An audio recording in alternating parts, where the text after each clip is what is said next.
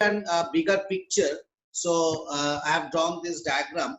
So these are the steps in oncogenesis. Oncogenesis means the mechanism of development of a cancer. Whenever a cancer develops, so then the first thing is required, that is a proliferation of this cancer cell, right? And that is done by activation of oncogene. So there are some gene which helps the cancer cell to proliferate. So that those genes are called oncogenes, and those genes are activated. Now there are few other genes in our body which try to stop the proliferation of this cancer cell. Those are called tumor suppressor gene. So the name itself tells about this function, tumor suppressor gene. So the cancer cells tries to inhibit or block this tumor suppressor gene.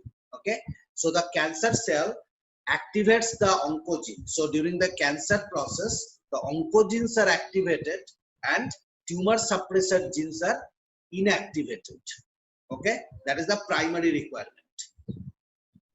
Now once the cancer grows, there are a few other process inside our body which try to kill those cancer infected cell, and that process is called apoptosis. So which we learned before, the apoptosis. Now during the cancer, this apoptosis process, or the genes which regulate this apoptosis, those genes are also blocked. So the apoptosis mechanism is blocked by the cancer. Okay, so that is the third thing. Now inside our cells there is an inherent mechanism to repair any kind of damage which happens in the DNA. So there are various instruments which immediately repair the damage or faults created in the DNA. So there is specific gene for that called mismatch repair gene, and there are other genes also. Now this DNA repair gene, that is also paralyzed by this cancer process. Okay, so that is the fourth thing. Now these cancer cells want to be immortal. Now the cancer cells want to be immortal and to rule the host's body. So continue, thus they continue to lengthen the size of telomere, and they can remain as immortal. Okay, so that step is called as unlimited replication. So they remain immortal and continue to replicate themselves. Okay, so that is the fifth step. Now next two steps, those are basically required for colonization or metastasis. Now the cancer cell, once they settle inside the human cell and they become immortal, now they want to colonize. Now they want to spread and colonize in different parts of the body, different organs. Now they do it by the process of metastasis. So this metastasis thing, the genes involved, the molecular background of this metastasis, that also we need to know, we'll discuss later. And for survival, they need a supply chain, that is the blood vessels. Through the blood, they get the nutrients, they get oxygen and other important things. So they get new blood vessels. So this formation of new blood vessel is called tumor angiogenesis. Angiogenesis or tumor angiogenesis. So these are the 7 steps which is required for development of a cancer or oncogenesis. Okay.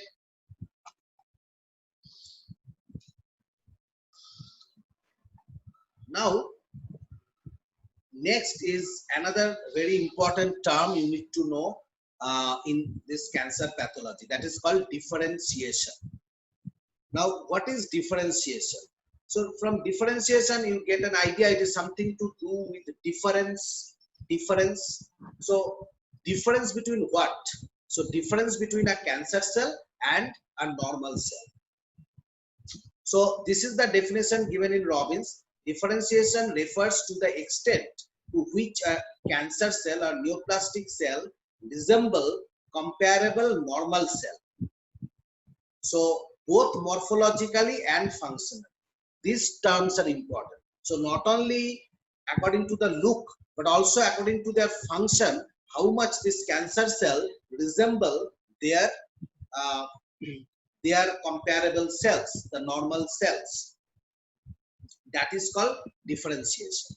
So if they look exactly like their or very similar uh, to their precursor cell or to the normal corresponding normal cell, then we call it well differentiated.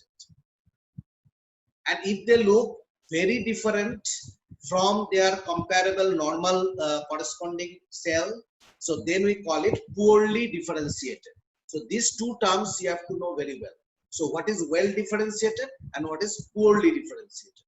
So when we call well differentiated, if the cancer cell looks very similar to their corresponding normal cell, then we call well differentiated. When we call poorly differentiated, when the cancer cells look very different, entirely different from their corresponding normal cell, so then we call it poorly differentiated. So if they are in between these two, then we use the word moderately differentiated. Okay. Then there is another word called anaplasia, another term which is often used in cancer pathology. So anaplasia means when there is no differentiation at all, or in other sense, it is equivalent to poorly differentiated, when the cancer cells looks entirely different from its corresponding normal cell. Okay. Now look at this diagram here. Now in the left side, you can see this thyroid follicle. So this is a biopsy from thyroid gland, and in the left side you can see this thyroid follicle. So in the right side also you can see thyroid follicle. They look exactly similar to it. Only difference is there is an increased number of this thyroid follicle. So this is a tumor. This is because it looks similar, we are calling it well differentiated tumor. Okay, tumor of thyroid. Okay. But if it looks entirely different, if you can recognize it, whether it is from a thyroid follicle or something else, then we'll call it poorly differentiated tumor.